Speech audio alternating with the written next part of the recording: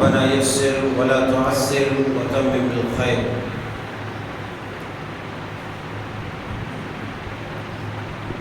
اللہ وحدہ لا شریک مالک الکل خالق کائنات مالک ارض و سما کے لیے ہر قسم کی حمد و ثنا اور شکر و سپاس خاص ہے، جس نے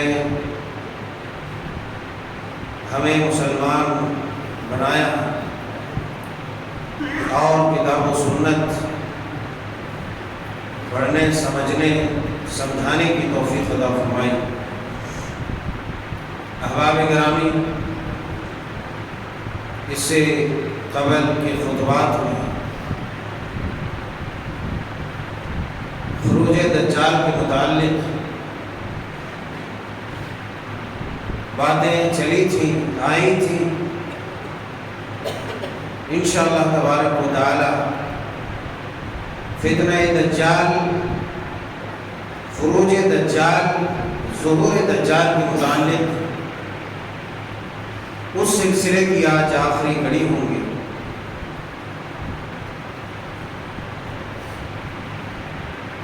کیونکہ تمہیز بہت طویل ہو گئی اور مزید اس کو اور لمبا کھینچنا مناسب میں نہیں سمجھتا، اور اس بیچ ممکن ہے کہ کوئی باتیں رہے، کوئی آ جائے، مگر میری پوری کوشش ہوگی کہ تقریباً تمام باتیں آئیں. دجال کا فتنہ کتنا سنگین ہوگا، اس بارے میں نبی کریم صلی اللہ علیہ وسلم کی رہنمائی جو حدیث مبارکہ میں آئی تھی، میں نے آپ کی گوش گزار کیا تھا کہ آپ نے فرمایا تھا کہ دجال کی خبر اگر کوئی سنتا ہے تو اس کے پاس جانے کی ضرورت نہیں، کوئی دیکھنے نہ جائے کہ دجال کیسا ہے، دجال کتنا خوبصورت ہے، یا دجال کے بعد پاس کتنی خوبصورتیاں ہیں. آپ نے فرمایا اگر اس کے پاس گیا تو اس کے فتنوں کا شکار ہو گیا، بغیر شکار ہوئے کوئی چارہ نہیں. بہت کم لوگ بچیں گے، اس لیے اس سے بچاؤ کی دعائیں بھی بہت ساری دعائیں آپ علیہ السلام نے سکھلائی ہیں اور بتلائی ہیں. وہ دعائیں ساری کی ساری میں یہاں پر ذکر نہیں کر سکتا، اس لیے کہ وقت ہمارے پاس مختصر ہے. البتہ دعاؤں کی کتابوں سے اس کی رہنمائی حاصل کی جا سکتی ہے، دعائیں یاد کی جا سکتی ہیں. ہاں، مگر ایک بڑا ہتھیار آپ کو میں بتا دوں جو اس سے قبل کئی خطبات میں بھی میں نے بتلایا ہے. وہ ہتھیار کیا ہے؟ آپ مسلم شریف کی حدیث مبارکہ جب اٹھائیں گے تو آپ کو معلوم ہوگا کہ آپ علیہ السلام نے ارشاد فرمایا کہ جہاں پر آپ نے یہ بیان فرمایا کہ اس فتنے کے سامنے آدمی کا ٹکنا اور ڈٹنا یہ کوئی آسان بات نہیں، مگر ایسا آدمی بچ سکتا ہے. خاص طور سے دو لوگ بچ سکتے ہیں، خاص طور سے. ایک تو وہ من حفظ 10 آیات من سورۃ الکہف، کہ جس آدمی نے سورہ کہف کی شروع کی 10 آیتیں، دوسری روایت میں ہے کہ آخر کی 10 آیتیں یاد کر لے. مگر ایک آدمی کو چاہیے کہ شروع کی بھی اور آخر کی 10 آیتیں یاد کر. اگر نہیں ہوتا ہے تو کم از کم شروع کی 10 آیتیں یاد کر. فقد عصم من فتنة الدجال، آپ نے فرمایا جو سورہ کہف کی ابتدائی 10 آیتیں یاد کر لے گا، اسے پڑھتا رہے گا، اسے پڑھے گا، تو پھر ایسی صورت میں وہ دجال کے فتنے سے بچ جائے. دجال کے فتنے کتنے رنگین پہلے بھی بتلایا ہے، جہاں پر اچھوں کا ایمان سلامت نہیں رہ سکتا، الدجال کی طاقت قوت جو عارضی اسے قوت ملے گی، یہاں تک کہ روایات میں ہے، آپ نے بیان فرمایا کہ دجال کا جب خروج ہوگا تو چلتے چلاتے ایک وادی سے گزرے گا، ایک بستی سے گزرے گا، تو وہاں کے لوگوں کو اپنی ربوبیت کی دعوت دے گا، وہاں کے لوگ مان لیں گے، ٹھیک ہے بہت اچھا، آپ ہی ہمارے خدا، آپ ہی ہمارے رب ہیں۔ پھر آسمان کو حکم دے گا، بارش برسا، زمین کو پھل جات ہوگا، اور غرض یہ کہ جو قدرتی چیزیں ہیں، کچھ عارضی طاقت، وقتی طاقت اللہ تبارک و تعالیٰ ایسی دے گا کہ جو عام انسانوں کے بس کی بات نہیں ہے، تو وہ قوم مان لے گی کہ ٹھیک ہے آپ ہی ہمارا رب ہے۔ وہاں پر رزق کی فراوانی، پانی کی فراوانی، غرض کی ہر نعمتوں کی کثرت اور فراوانی، چلتے چلاتے ایک اور بستی میں پہنچے، وہاں کے لوگوں کو بھی دعوت دی، بھائی میں تمہارا رب ہوں۔ میں نے کہا تھا کہ رب کو دنیا کی کوئی آنکھیں دیکھ نہیں سکتی، ہاں وہ لوگ دیکھ سکیں گے اپنے جھوٹے رب کو، جو لوگ اس بات یہ عقیدہ رکھتے ہیں کہ ہماری آنکھیں بھی، دنیا کی آنکھیں بھی رب کا دیدار کر سکتی ہے، وہ لوگ اپنے لنگڑے کانے جھوٹے رب کو دیکھ سکتے ہیں۔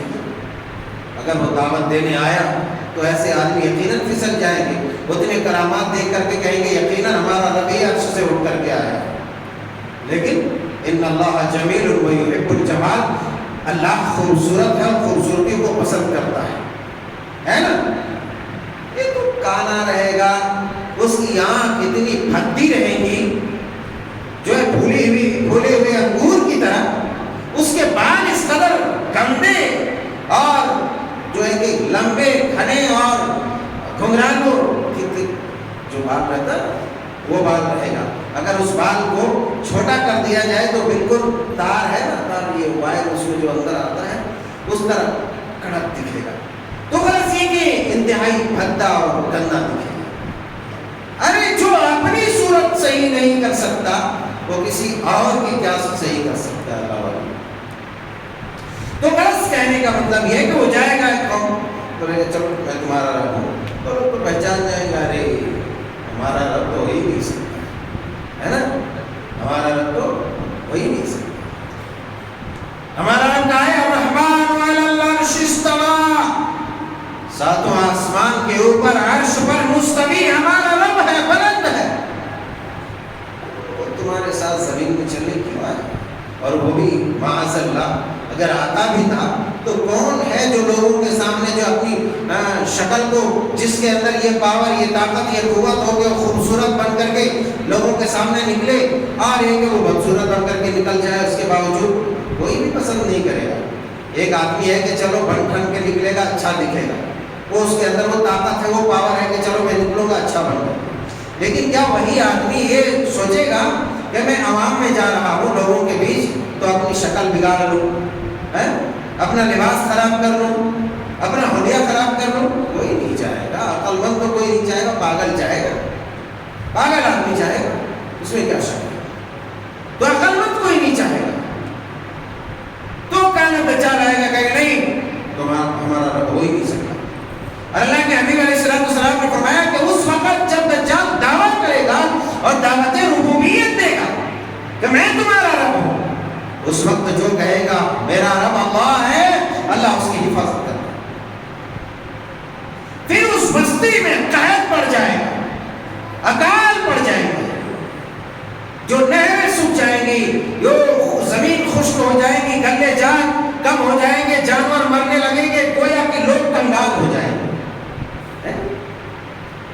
ہماری جو صورتحال اس وقت ہے، اگر ایسا سچویشن ہو گیا تو میں سمجھتا ہوں کہ پیچھے بھاگنے لگے گا، جا کے اسی کو پکڑ لے، کیونکہ چھوٹی چھوٹی آزمائش میں ہم ٹھہر نہیں سکتے، اپنے پاؤں پر کھڑے نہیں رہ سکتے، فوراً بکھر جاتے ہیں، اللہ معبود کون ہے بھول جاتے ہیں، چھوٹی چھوٹی مصیبت میں حالات ٹٹولنے لگتا ہے، کہاں ہے کہاں بتاؤ جب پورا جو ہے سکھاڑ پڑ جائے گا، اکال پڑ جائیں گے اور جو ہے پورے قحط پڑ جائیں گے، ایسی صورتحال میں کیا ایسا آدمی بچ سکتا ہے؟ وہ تو بھاگے گا جلدی جلدی، جیسے ہوگا کہ چلو اسی کو پکڑیں گے، ہو سکتا ہے وہی ہمارا نہ ہو، کم از کم پیٹ تو اپنا بھر لیں گے۔ اللہ بابو، حرام کھا کر کے، اگر حرام نہ کھا کر کے حلال کے جستجو اور تلاش میں مر گئے تو تم 100 بار مرنے کے بعد بھی زندہ رہو گے، مگر حرام کھا لیے تو 1000 بار جی کے بھی تم مرتے رہو گے، کیونکہ صرف تھوڑا سا پیٹ بھرنے، اور یہ پیٹ کے چکر میں ہے نا آدمی سب کچھ بھول جاتا ہے، سب بھول جاتا ہے۔ بار صورت تو دجال چلے گا، جس بستی والے نہیں مانیں گے تو پوری بستی میں قحط پڑ جائے گا، آدمی پریشان ہو جائے گا۔ پھر چلتے چلاتے روایت میں ہے کہ ایک نوجوان سے ملاقات ہوئی، ایک نوجوان سے ملاقات ہوئی، میں تمہارا رب ہوں۔ اچھا، بس تلوار نکالے نا، ختم، اس کو 2 حصوں میں بانٹ دے، جان سے بانٹ دے، پھر زندہ کرے گا اسے، زندہ کرے گا اسے۔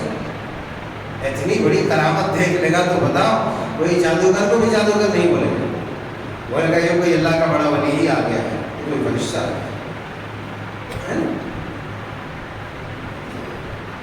مزاروں میں بیٹھ کر کے دھواں دینے والے کو جب اپنا ولی انسان مان سکتا ہے اور رب کے ربوبیت کے درجے پر بٹھا سکتا ہے، تو ارے دجال جو اتنی بڑی کرامت کر دے گا اس کو کیوں نہیں مانے گا بھائی؟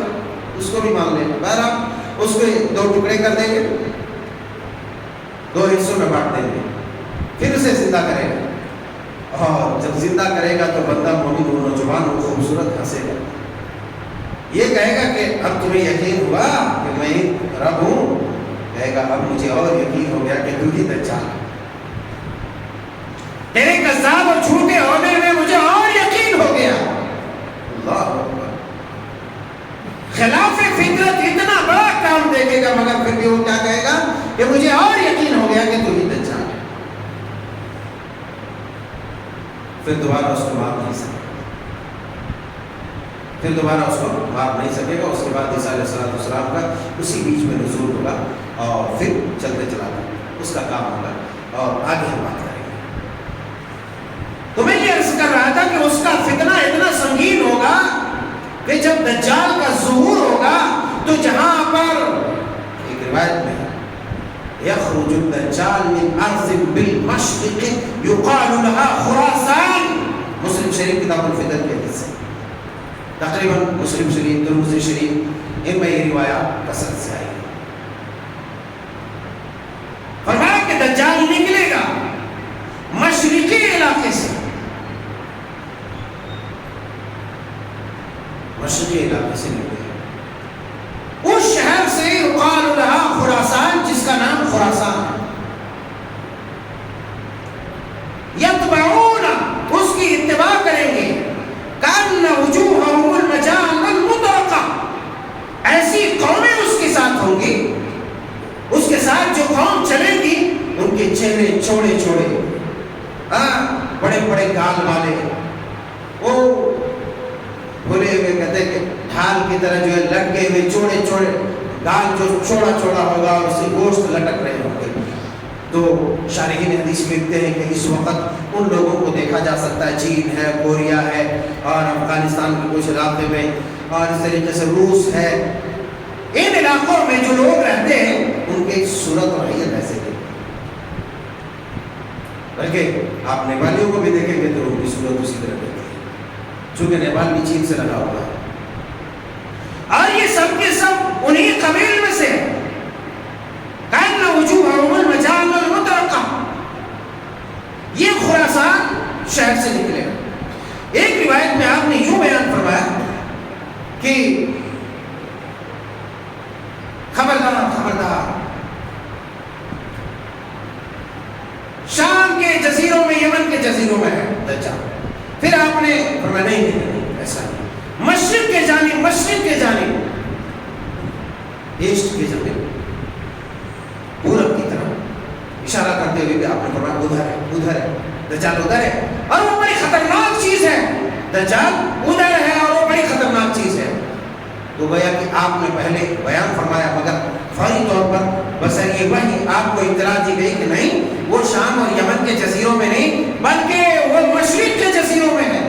اس لیے بعض لوگ کہتے ہیں یہ برمودا جزیرہ جو ہے اس میں دجال چھپا ہوا ہے، مگر میں اس پر بحث نہیں کرنا چاہتا کہ برمودا جو ہے، برمودا ٹرائنگل اس میں ہے یا کہاں ہے، بہرحال ایک نامعلوم جزیرہ ہے۔ تو یہ روایات میں کچھ مختلف الفاظ وارد ہیں۔ ایک روایت میں ہے یخرج الدجال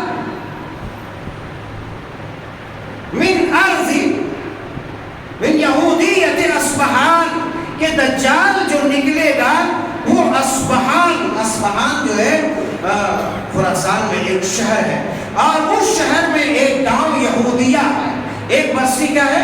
یہودیہ ہے، اسی یہودیہ بستی سے دجال نکلے گا۔ اور آپ کو یہ بات معلوم ہونی چاہیے کہ دجال جو ہے وہ یہودی گھرانے سے ہوگا۔ یہی وجہ ہے مدینے میں ایک آدمی تھا جسے ابن سیاد کہا جاتا ہے، میرا خطبہ طویل ہو جائے گا اس لیے میں اس پر بحث نہیں کروں گا، بلکہ بعض صحابہ یہاں تک کہ امیر المومنین سیدنا عمر فاروق رضی اللہ تعالیٰ عنہ اور بہت سارے صحابہ یہ سمجھتے تھے کہ یہی دجال ہے، کیونکہ اس کی حرکتیں ویسی تھی۔ مگر یہاں تک کہ آپ صلی اللہ علیہ وسلم سے بھی کئی مرتبہ اس نے بحث بھی کر لیا، آپ سے بحث کر لیا، وہ بحث کی تفصیلات میں جاؤں گا تو وقت ناکافی ہوگا، اتنا آپ سمجھ لیں کہ آپ سے بحث کر لیا۔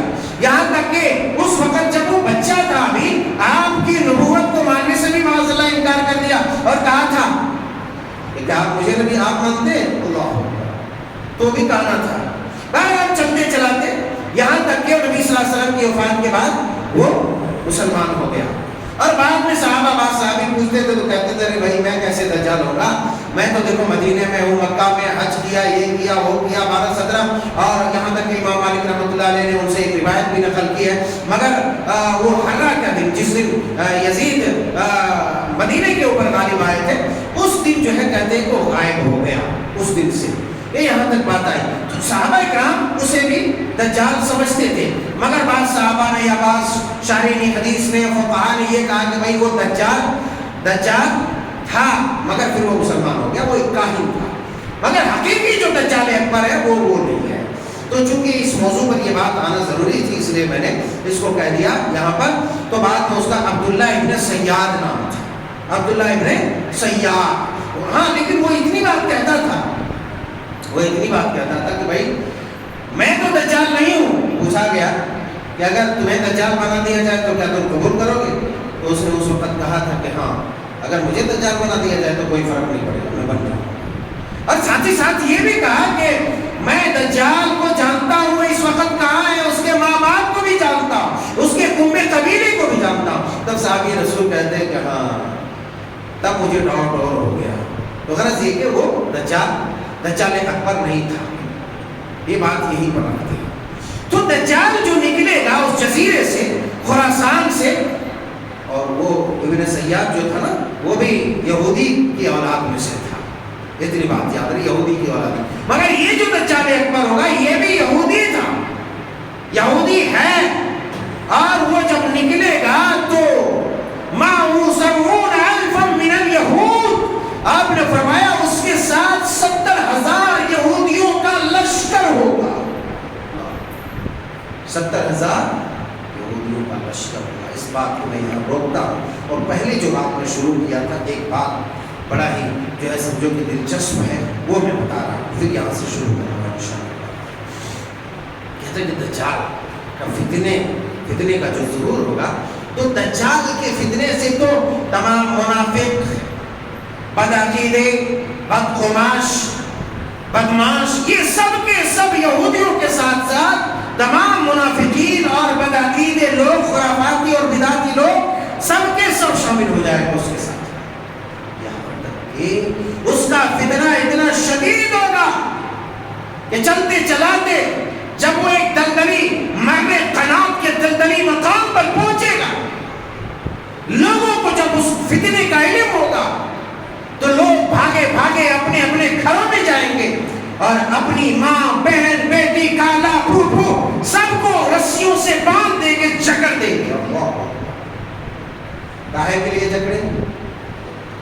ये मैं सही रिवायत पेश कर रहा हूं। क्यों जकड़ेंगे? इसलिए कि दज्जाल के फितरों के जो शिकार होंगे उनमें से यहूदियों के साथ साथ बेशुमार और कसीर तादाद में औरतें दज्जाल के फितरे के शिकार होंगे। मालूम, आप अंदाजा कर सकते हैं कि एक आदमी जाकर अपनी माँ, बहन, बेटी, खाला, फूफू सबको रस्सियों से जकड़ देगा कि कहीं दज्जाल के साथ जाके ना मिल जाए। क्यों? अब एक नुक्ता बताता है जो हर अकल वालों की अकल में आने वाली बात है। क्योंकि दज्जाल के पास ऐसे आराइश और ज़ेबाइश, श्रृंगार और जीनत की, खूबसूरती की चीजें होंगी जो आजकल की औरतों को या हर जमाने की औरतों को खूब पसंद है।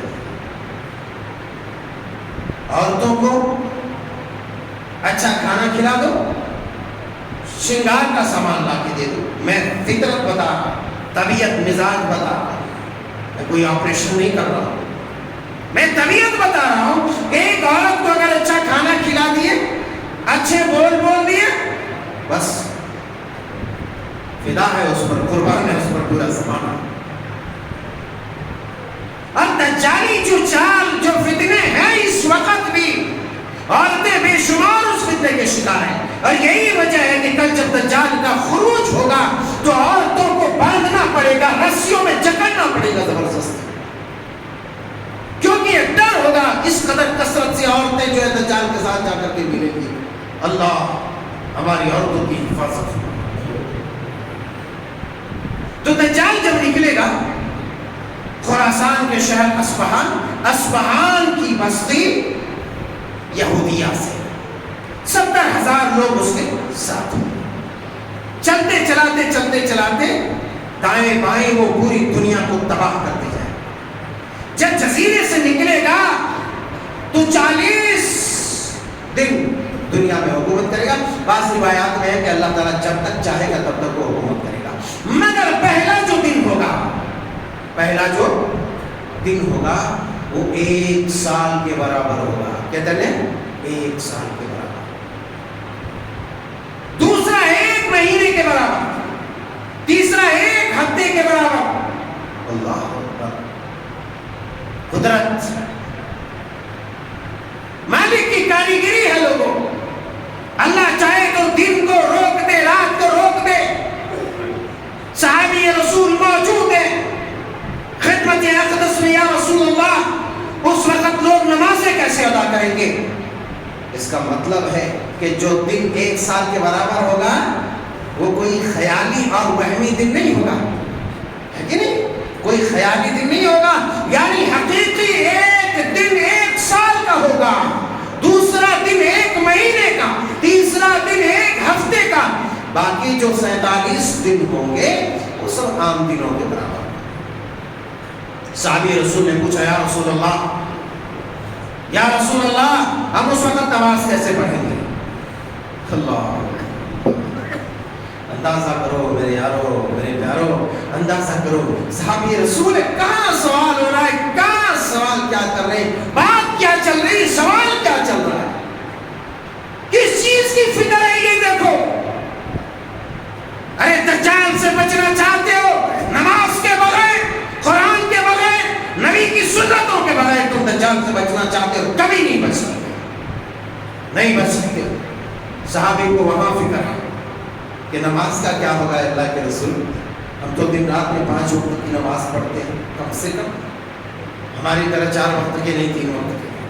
कहा कि हाँ, उस वक्त तुम अपने टाइम टेबल के हिसाब से सारी नमाजों को अदा करोगे। एक कोई नागपुर का मौलवी, बरेलवी, उस्ताद बेअदब, वो एक बार हदीसों के ऊपर कमेंट कर रहा था, ये बताओ कि जहाँ 6 महीने का दिन, 6 महीने की रात होती है, वहां लोग नमाज पढ़ते हैं। अरे पागल कहीं का, तू हदीस पढ़ा होता था तो तेरे को मालूम होता था कि कैसे पढ़ना है। अगर तुम नबी की हदीस पढ़ा होता तो तुम्हें इस बात का इल्म होता। फारूक रिजवी नाम है, नालायक, हदीस पढ़ता नहीं, पता नहीं क्या क्या पढ़ते रहता है। تو اگر حدیث پڑھ لیا ہوتا تو اس کو معلوم ہوتا تھا کہ جہاں 6 مہینے کی رات ہے، 6 مہینے کا دن ہے، تو وہاں آدمی اپنی گھڑی کے حساب سے یا اپنے وقت کو دیکھ کر کے اس کو اندازہ کر کے اس حساب سے روزانہ 5 وقت کی نماز پڑھے. اس سے تو آپ نے کہا کہ 5 وقت کی نماز اسی طرح پڑھیں گے اپنے وقت کا اندازہ کر کے، مگر پھر بھی نماز بعض لوگ خوش ہو گئے ہوں گے کہ بیٹا چلو 1 سال کا تو 1 دن ہو گیا چھٹی ہے نا، 5 وقت کی نماز پڑھیں گے. چھٹی وٹی نہیں ہے، بلکہ وہاں آپ کو وقت دیکھ لینا ہے اور وقت کے حساب سے اللہ کی نعمت ہمارے پاس کھڑی ہے. اور نہیں تو اتنی عقل تو ہے کہ بھائی ایک اندازہ لگتا ہے کہ اتنا وقت ہو گیا اب سے اب تک، تو نماز اس حساب سے پڑھا جائے گا. بہرحال تو باقی جو ہے وہ 40 دن کے اندر پوری دنیا سیر کر لے گا. روایات میں ہے کہ جیسے ہوا بادل کو اڑا لے جاتی ہے، اسی طریقے سے تیز رفتاری کے ساتھ وہ دنیا میں سفر کرے گا. سفر کرتے کرتے کرتے کرتے یہاں تک کہ وہ مکہ اور مدینہ کے قریب پہنچے، جیسا کہ اس نے کہا تھا حضرت تمیم داری رضی اللہ تعالیٰ عنہ کی روایت میں کہ میں مکہ اور مدینہ میں داخل ہو سکتا. جب مکہ اور مدینہ کے قریب پہنچے گا، یہ ملک شام کی جو دوسری روایتوں میں ہے کہ ملک شام اور دوبارہ جا کر کے عراق کے جو ریتیلے راستے ہیں اس راستے سے، ریگستانی راستے سے ہو کر کے جو ہے مکہ مدینہ حجاز کی طرف جائیں گے. پہلے یہاں ایران خراسان کے شہر اصفہان کی بستی یہودیہ سے نکل کر کے اس بستی سے 70,000 لوگوں کے ساتھ نکلے گا اور پھر دائیں بائیں تمام منافقین، فاسقین، مجرمین کو ساتھ لے کے چلے گا، چلتے چلتے پوری دنیا کو تہس نہس کرتے ہوئے یہاں تک کہ وہ عراق اور ملک شام وغیرہ کے ریگستانی علاقے سے سیدھا عرض حجاز کی طرف جائے گا.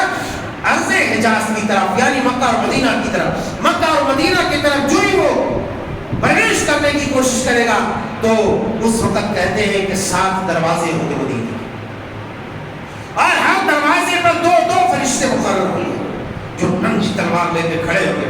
ادھر آیا تو کانا تیری آنکھیں نکال کھڑے ہوں گے، اور جب وہ قریب پہنچے گا تو اتنے میں وہاں پر مدینے میں زلزلہ آ جائے گا. عرض حجاز میں زلزلہ آ جائے گا، اور اب وہاں پر جو بھی منافق ہوگا، فاسق ہوگا، کافر ہوگا، یا مطلب ہے کہ ردی قسم کا لوگ ہوگا، یوں سمجھ لو ایک لفظ میں ردی قسم کا جو لوگ ہوگا، یعنی جو عقیدہ توحید کا، سنت کا پابند نہیں ہوگا، وہ ردی قسم کا آدمی زمین میں زلزلہ پیدا ہونے کی وجہ سے وہ سیدھا مدینہ مکہ چھوڑ کر کے بھاگے گا. تو ادھر اس کا آقا ہوگا. کون آقا ہوگا؟ وہ لنگڑا والا کانا دجال ہے نا. تو کوڑا دجال اور کانا دجال ایک ہی ہے. وہ وہاں رہے گا، جا کر کے اس سے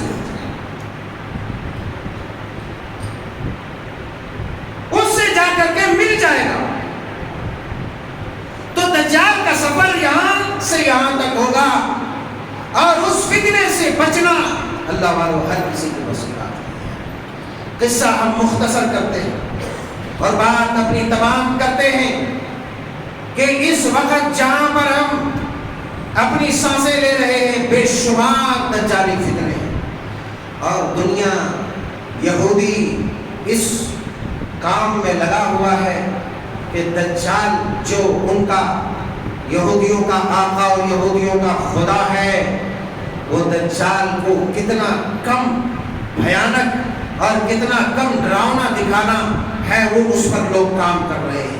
یہی وجہ ہے کہ طرح طرح کی چیزیں، ایسی چیزیں، ڈراؤنی چیزیں تیار کر کے آج کے بچوں کا کھلونا بنا دیا گیا، تاکہ لوگ اس میوزک کے تال پر لوگوں کے بچے اور اس ڈراؤنے کارٹون کو آسانی کے ساتھ دیکھ کر کے اس کا دیندار بن جائے، تاکہ کل چل کر کے جب دجال کانا کبڑا کا خروج ہوگا اس وقت یہ لوگ پورے بے دردی کے ساتھ اور دھڑلے کے ساتھ اس کی جماعت میں جا کر کے مل جائے.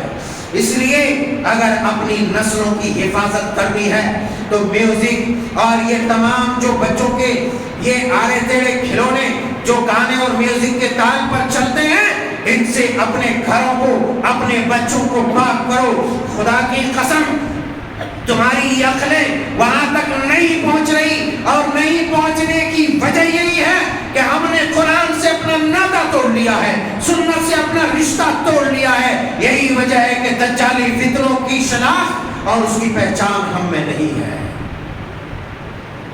قصہ مختصر، دجال کے فتنے سے بچنا ہے، دعائیں یاد کرو، نماز میں، تشہد میں، سلام سے پہلے، سلام کے بعد دجال سے فتنے کی پناہ مانگنے کی دعائیں اللہ کے پیارے حبیب علیہ السلام کیسے۔ اور ایک آدمی وہ ہوگا جو دجال کے فتنے سے بچے گا۔ آپ علیہ السلام نے کہا جب وقت قریب آ جائے گا تو لوگ مدینے میں سکونت اختیار، مدینے میں دجال داخل نہیں ہو سکتا۔ تو بہرحال ہم تو مدینے میں ہے نہیں، ہمارے پاس بڑے بڑے اور کئی ہتھیار ہیں۔ ایک تو سورہ کہف کی 10 آیت ہیں، اسی طریقے سے وہ دعائیں جو نبی کریم صلی اللہ علیہ وسلم سے، اور پھر چلتے چلاتے وہ جب دنیا کو تہس نہس کرے گا، اللہ کے پیارے حبیب علیہ السلام نے فرمایا ایک گروہ ہمیشہ لا تزال طائفۃ من امتی ظاہرین علی الحق منصورین لا یضر من خالفهم حتی یاتی امر اللہ۔ دوسری روایتوں میں ہے کہ یہاں تک کہ آخری قتال جو ہے دجال سے کرے گا، یعنی مسلمانوں کے بیچ ایک حق والا گروہ، آپ لوگ سامنے آ کے بیٹھ جائیں، سامنے آ جائیں، ایک حق والا گروہ، حق پرست گروہ مسلسل مخالفین کے ساتھ، باطل طاقتوں کے ساتھ مارکا آرا ہوں گے۔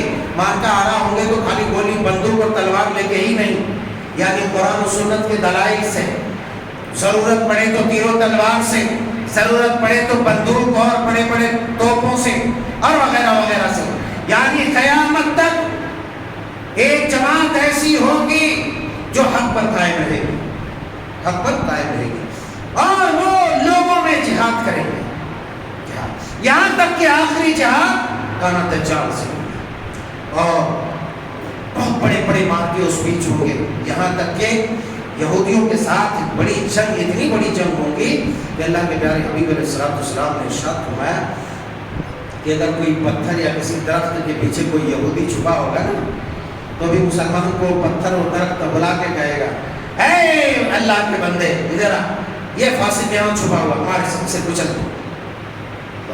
اللہ، اس سے بڑی آپ مدد کیا چاہتے ہیں؟ اس سے بڑی نصرت کیا چاہتے ہیں؟ کیا آپ میدان جنگ میں ہیں، پتھر ہے پڑا ہوا، پڑی ہوئی چٹان پتھر کے ٹکڑے، یا درخت جس کے پیچھے فاسق خبیث یہودی چھپا ہو، اور وہ بلا کر کے کہے اے بندے مسلمان اسے کچل ڈال، یہ میرے پیچھے چھپا ہوا ہے، سوائے شجر غرقد کے۔ ایک درخت ہے جس کا نام غرقد ہے، اللہ کے پیارے حبیب علیہ السلام نے کہا سارے درخت اور سارے پتھر پکاریں گے مگر یہ غرقد کا درخت نہیں پکارے گا۔ کیوں نہیں پکارے گا؟ اس لیے کہ یہودیوں کا درخت ہے، وہ غرقد اگر نیٹ پہ سرچ بھی کرو گے تو تمہیں مل جائے گا، وہ یہودی لوگ بہت کثرت سے لگاتے ہیں، تو معلوم ہوتا ہے کہ لگتا ہے مسلمانوں سے زیادہ یہودیوں کو نالج ہے اس بارے میں۔ اس لیے قرآن پڑھو، سنت پڑھو، سنو، اور اپنی زندگی میں تبدیلیاں لانے کی کوشش کرو۔ یہ کوئی قصے کہانیاں نہیں اللہ والوں، یہ اللہ اور اس کے رسول کی سچی بات ہے، جس کو جھٹلانا اپنی ایمان کو کھو دینا ہے۔ اللہ جل شانہ سبحانہ و تعالیٰ سے دعا ہے کہ مولا کریم ہم تمام کو ہر طرح کے دجالی فتنے اور دجالوں کے قہر و غضب سے محفوظ فرما۔ اے اللہ ہمارے ایمان پر، دین پر، ہدایت پر ہم سب کو قائم دائم رکھ، استقامت عطا فرما، ہر طرح کے شر و فتن سے بچا۔ آمین تقبل یا رب العالمین۔